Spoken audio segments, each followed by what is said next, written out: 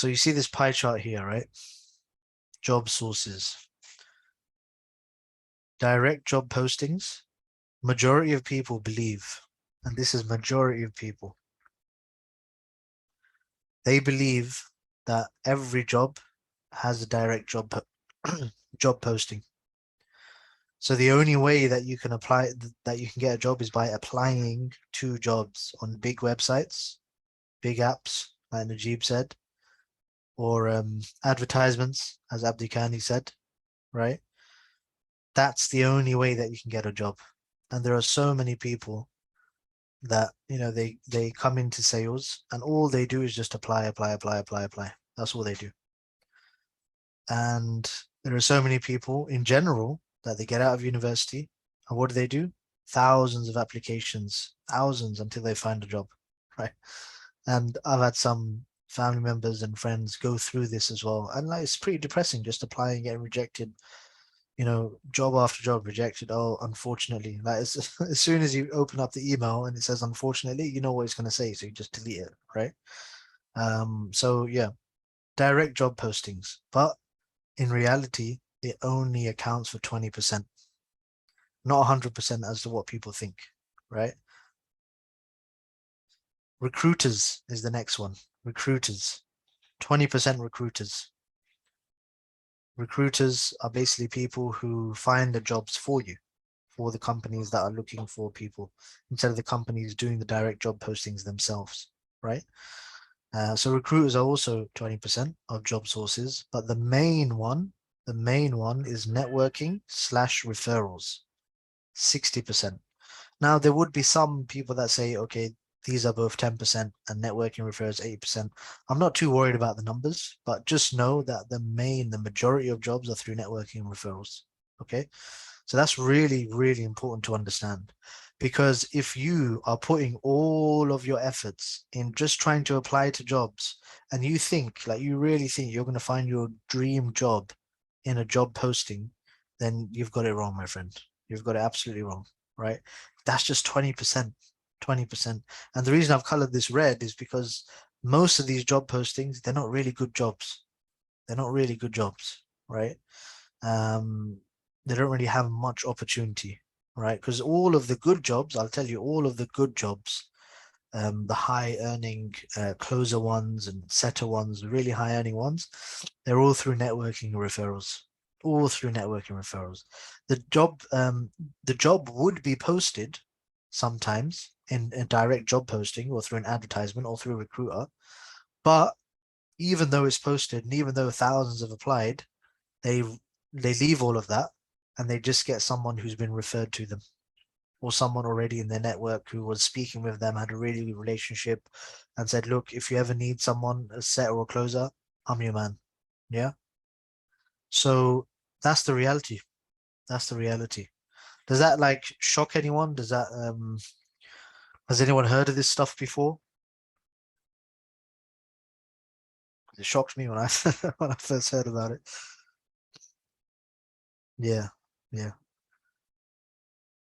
exactly. This is exactly what it's about. So even in your normal job, guys, like if you really want to progress in your normal job, and that's completely fine, I'll be 100% behind you. Like you have to network. You won't be able to get the best job and your dream job through direct job posting.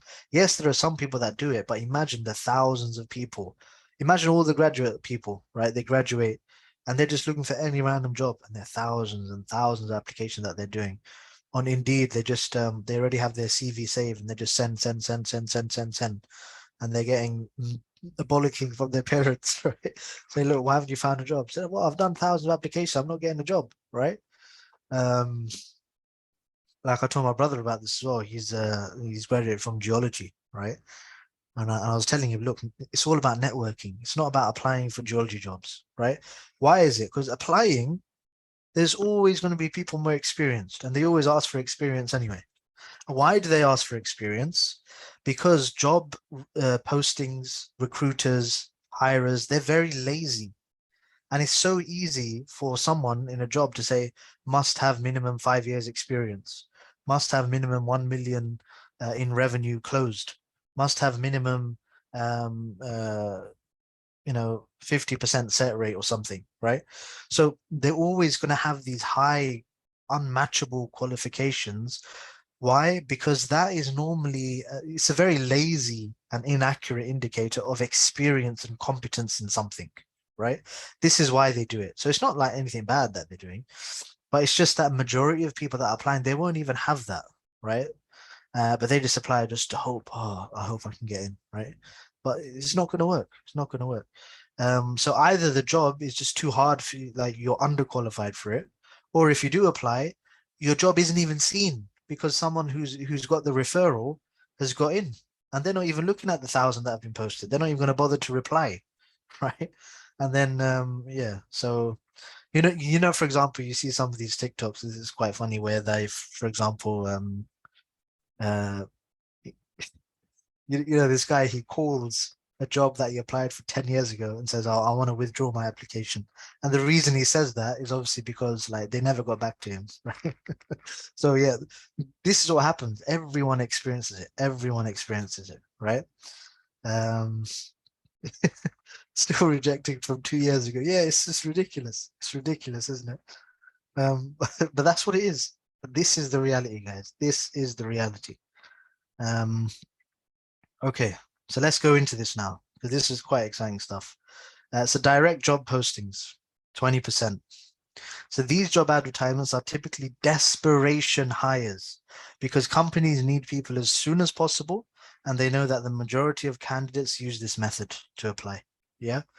So desperation hires. Look, going back to this, when a company wants to hire someone, would they go like, for example, is it easier in sales? Obviously, you guys have learned this now, to work with a hot lead, a referral, which is normally a hot lead, or a very cold lead?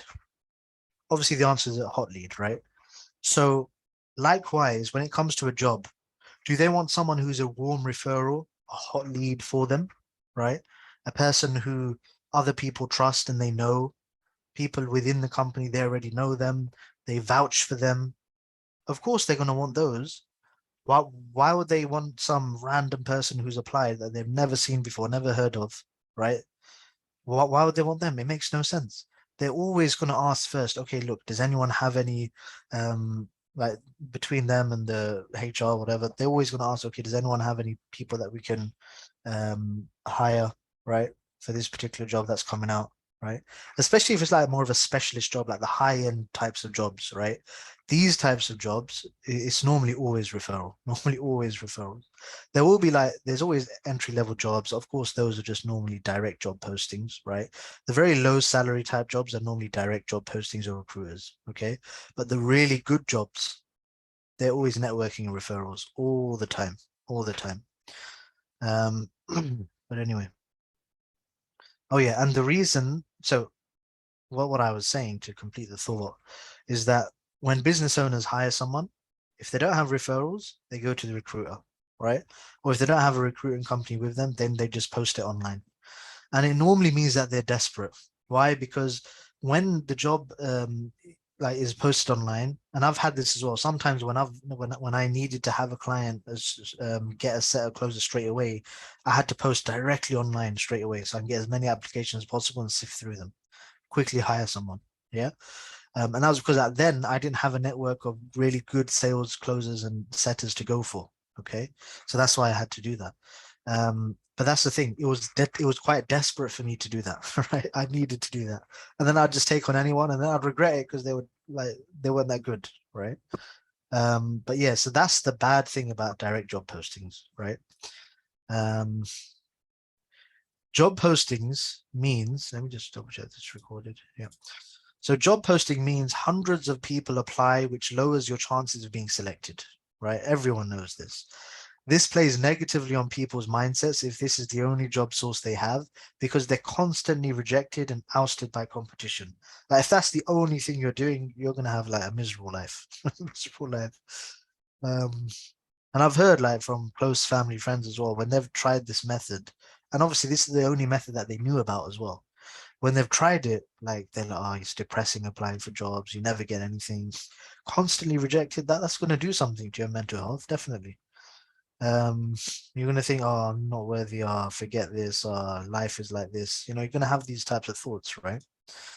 Most companies that have little resources use this because they haven't yet created a long line of trusted sales reps or referral strategies to fill their jobs, as I just mentioned in my case. This means that there's sometimes the worst job sales reps could land, and yet this is where most sales reps dig to find opportunities, right? So again, most companies, little resources, don't have a good network of sales closers and setters. Why don't they have a good network of high achieving closers and setters? Because no high achieving closer or setter wants those jobs. That's what you got to understand. So another thing is, if they put the job out there, you need to think to yourself, okay, so if they couldn't even find like a good closer setter for this, is it even a good job to have, right? Because I only want opportunities that are good opportunities. I don't want some dead opportunity, right? So yeah, that's an important point. Some more, so some pros: feeling of accomplishment, sending off an application. That might be a pro. um, a quick process if successful and not many people see apply to the job. That could be a case. So for example, when I started, I used this method because at that time there weren't many closers, right? So I would literally just apply, and because I'd have really good results, I'd just I'd always get interviews, and I'd work with dozens and dozens of influencers, right? However, now the closing industry has flooded. Why is it flooded? This is something for you to understand as well. Good background. The reason why it's flooded is because there are so many marketers out there who promote sales programs, who promise people to make 10K in 30 days, 45 days, or whatever. And then what happens is that these people come in with those high expectations, thinking that all they need to know is sales.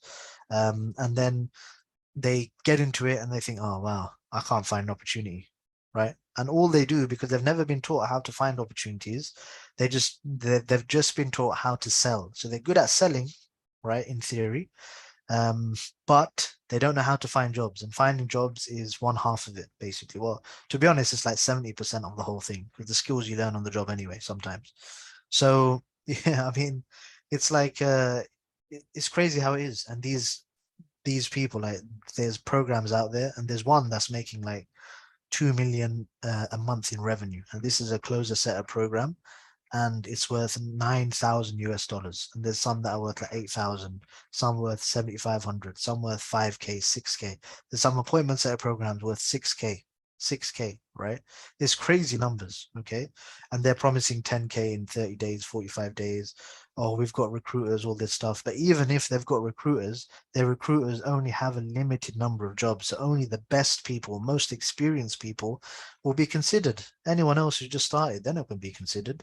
So that's why there's such a high volume of closers and setters flooding this market. But remember, where does the flood start? The flood starts in the basement, right? It doesn't start at the top. So all of the floods, all of the people, they're doing the basement stuff. They're applying to opportunities. That's all they know of, right? That's all they're doing, and they're not willing to do the networking. They're not willing to speak to recruiters because they weren't told that that was going to happen. So for them to now have to do it, that's like, oh, that's long. I didn't really sign up to that.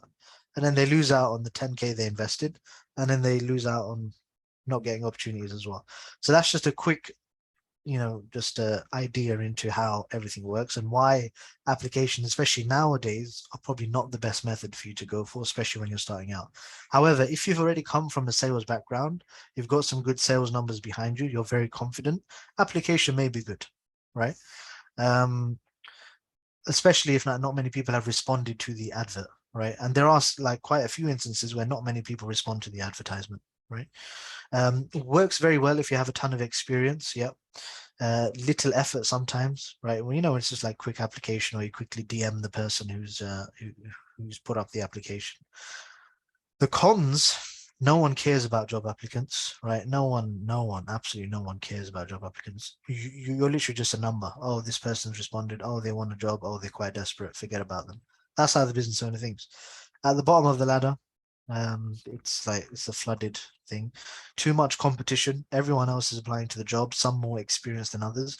Like, especially if you're new, you're always going to be out experienced, right? And sometimes it's like 1 in 200 chance on getting a job. So it's just crazy odds. So for you to bank all of your efforts, imagine you spend all day for the whole month applying, and like you only have a little percentage of success rate. Recruiters and biz owners are lazy. They will make the job post have a high barrier of entry so that it's impossible to even get considered. For example, you must have 2 years experience and have closed 1 million in revenue, right? And again, that's just for them to qualify the best. Most resumes aren't even seen by the business, right? As I said, they're normally just they get a warm referral after they've done the direct job posting, right? So they're not even going to see it. Sometimes people send hundreds, if not thousands, of resumes only to not land a job. It can be very crippling mentally. Okay. Now, recruiters. So this is a bit of an improvement to applying. I would suggest you go for recruiters. So recruiters use, but the only thing is that you have to understand recruiters. They use sales reps for their own benefit. Who does the recruiter answer to? Does anyone know the answer? Well, I mean, it's here anyway. I'm just saying. So they will help you find an opportunity to make themselves look good for the hiring company they are recruiting for, right? However, if your application isn't good, there's no way they'll pass you over to the hiring company. It's as simple as that. So it's like a faster way to do the applications. That's pretty much how it is. It's a faster way to do the applications.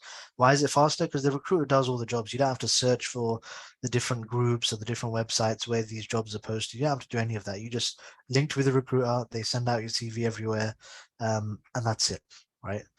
But again, if you're inexperienced, it's going to be quite difficult for you to get a job unless there's a job that says we're looking for newbies.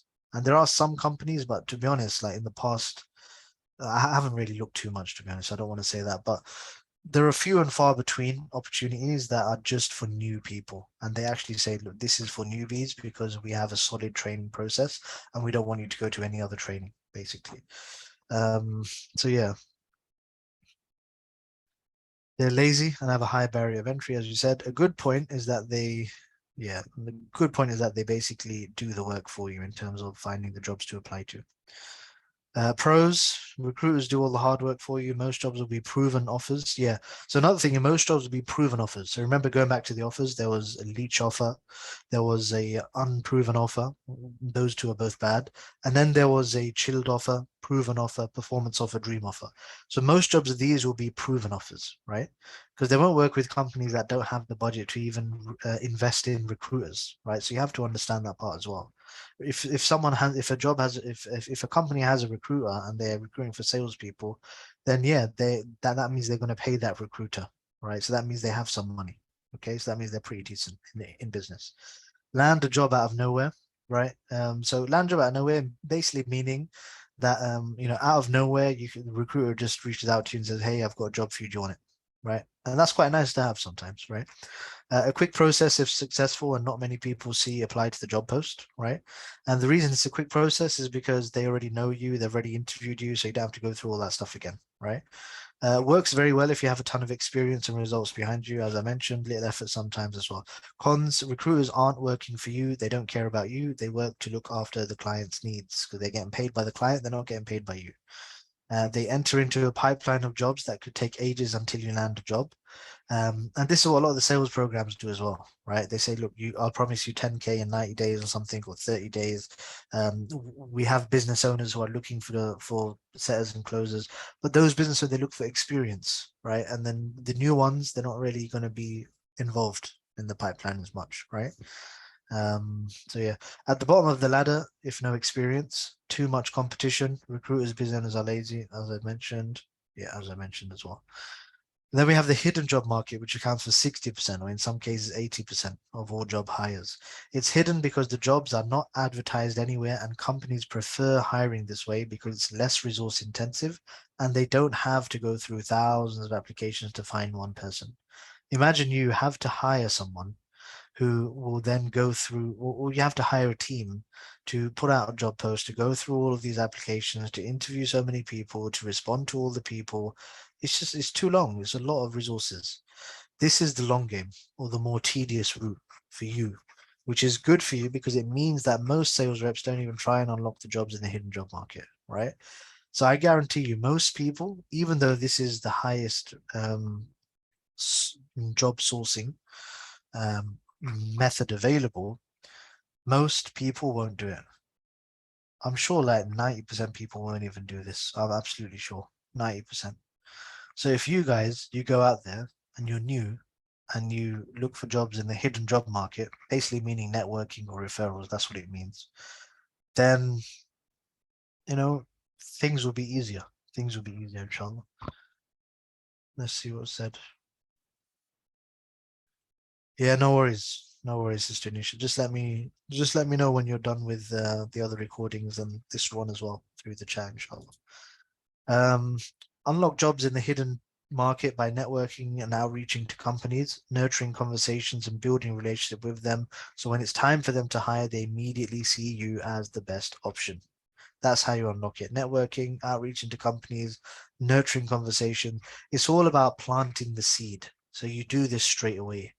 You plant the seed. You never want to plant the seed when you're desperate. When you're desperate for a job, the worst thing to do is to network for a job, right? Because you need the money right now. Why are you going to network and take ages? It takes some time to harvest the seed as well. It will take 3, 4, 6 months, 2 years down the line. Someone comes to you, hey, are you still available for a job? Right? That's what networking is. But if you network with many different people, you'd always be getting offers, always be getting offers. Okay. And there is going to be another module that's going to go over how to network and everything.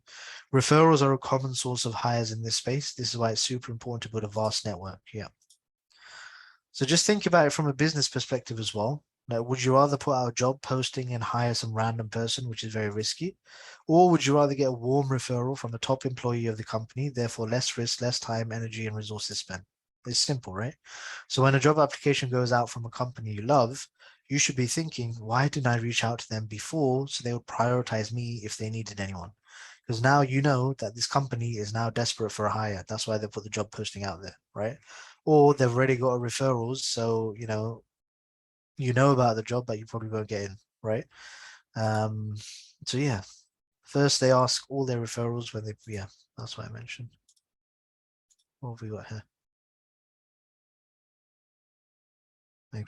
No worries. The best opportunities in this industry do not exist. Okay, so this is something quite interesting. So if you go back to that pie chart, okay, um, let's go all the way back.